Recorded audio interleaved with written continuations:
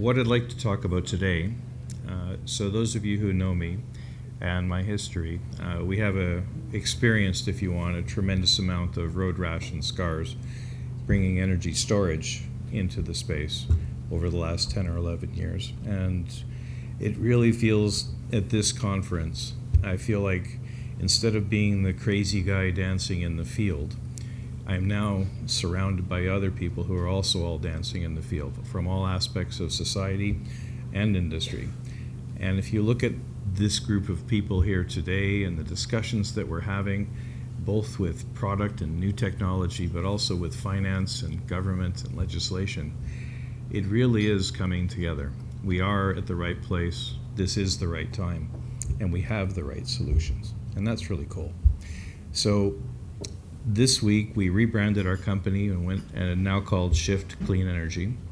And we did that for a specific purpose, one to really introduce the idea that energy storage and renewable energy are shifting the way society works and the way that we live and the way that business is going to continue to be transacted. But maybe more important than that this week, I'm introducing today something called PwrSwäp.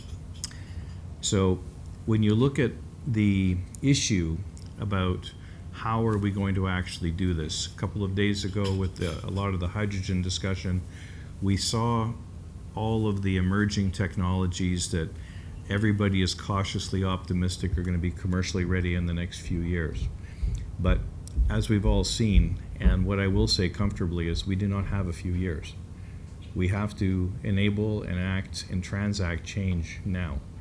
So what we are doing is repackaging, if you want, not only what we do as a product and bringing the most energy-dense, innovative energy storage to the marketplace, but what we also did was look at the problem and ask ourselves, what do we need to do to solve the problem of emissions? And a big part of that problem isn't about the technology. It is about the commercialization. It is about the financing. It is about legislation, and it's about wrapping this all together in something that we can do today. Not something in 10 years, not something in 20 years. We can't wait. We have to do this now. So we've all talked about the emissions issues that we're all facing. We all know what we're dealing with as a challenge. How do we do it? You know, if you look at energy storage, it has some incredible advantages, and we've seen the uptake of that much faster than I ever expected it could have occurred 10 years ago. We're dealing with a very conservative industry, so you have to perform, you have to be safe, you have to be economical, you have to generate value. But the challenge of energy storage is that to do large-scale systems that are going to be in place for a long, long period of time, they have to be oversized. They are heavy, they are expensive. Even today, they're still expensive, even though the price of energy storage, when I started this little journey in 2006, was $3,000 a kilowatt hour, and now we're down into the $400 to $500 a kilowatt hour range, so that's great, but it's still expensive. So we looked at the markets that could afford it, and things where we have like ferries and some oil and gas applications. There's good economics because the vessels run 24/7, and using the energy storage makes sense, and it delivers good emissions reduction, but it also saves the customers money, so they've adopted. But that's a fragment of the maritime industry. So what we're addressing now to overcome these issues is a business model that opens up energy storage to whole places that have not seen this before. And we're basically describing this as PwrSwäp. So in PwrSwäp, the traditional concept, 10-year-old tradition, the traditional concept of energy storage is completely put aside. And what we're doing is applying the amount of energy that you need for a day's or a route's operation instead of 10 years of operation.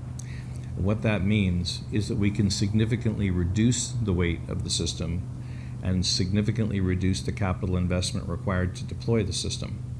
Yesterday, everybody saw Ninka make the presentation about operating the inland waterways vessels, making sure that we get our cheap cold beer with absolutely no emissions attached to it, and that was absolutely fantastic. What we're doing now is taking that into a completely different direction and applying it across several different what I call microeconomies. And we're doing it in a way where there is no capital upfront required. So one of the other challenges a lot of the ship owners face is that they are basically lone wolfing these solutions. They have to come up with the capital. They are being asked to make the investments. They're taking the risk of new technologies and innovative ideas. What we're saying now is they don't have to do that. We'll share that risk with them. We'll participate in the financing and the capital costs of the infrastructure so that what they're doing is focusing on delivering their business, and what we're focusing on is making sure they can deliver their business, but do it in a way that reduces their capital costs and delivers zero emission solutions today. So the whole concept of this, what you saw a couple of days ago was technology coming. What you saw yesterday was a financial structure that's ready to start working with it. What you're seeing today is something that is absolutely doable right now. We're in the middle of starting our first systems with our partners in Yinsen in Singapore today. So this is absolutely something that's going to happen. We'll be building systems early next year here in Europe. And the idea of pay-as-you-go effectively takes that capital risk away from the customers at the end of the day. And the only other thing we add to this is they have to pay for the energy that they use.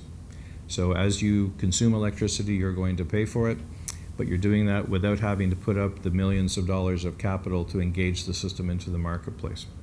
What you see here in the photograph, this is one of our small pods. This is a 70 kilowatt hour pod. And the concept here is we're building pods in 70 kilowatt hour increments from 70 to about 600 kilowatt hour, and then we transition the system into 10-foot containers and 20-foot containers, and if we need to, larger containers.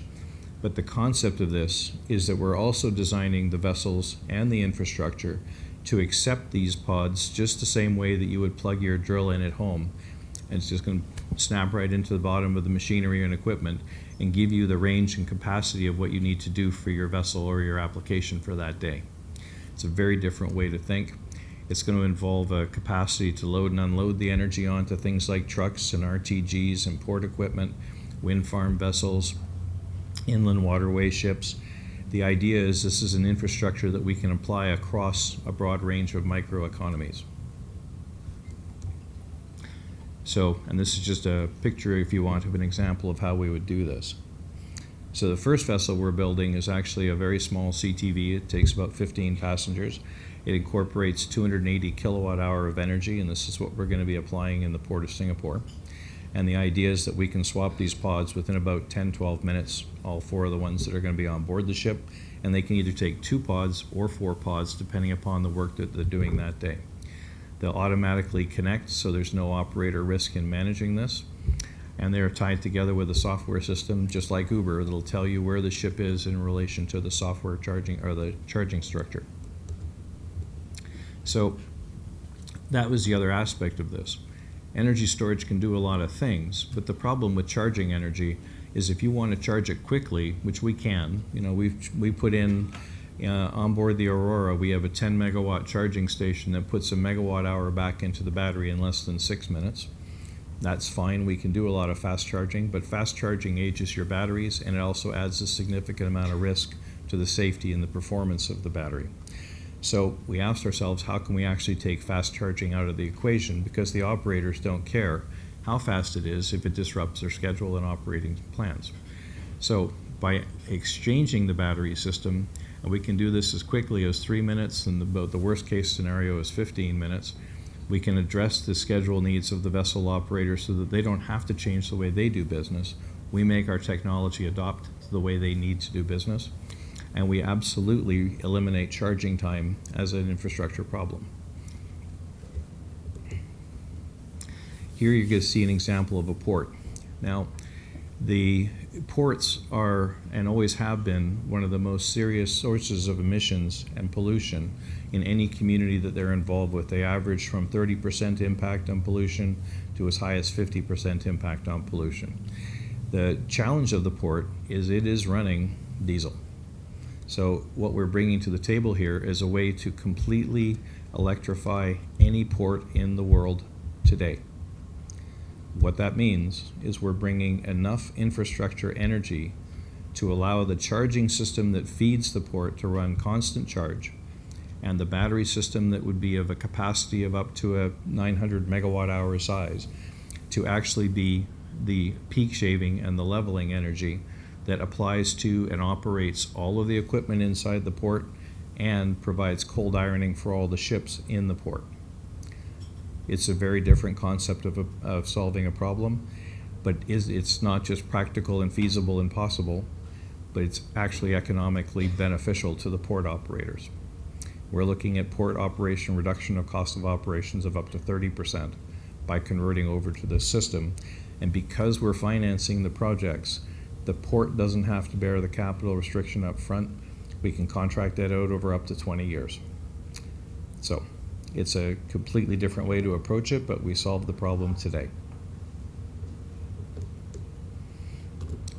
The next market, which Ninka addressed yesterday, is the inland waterways.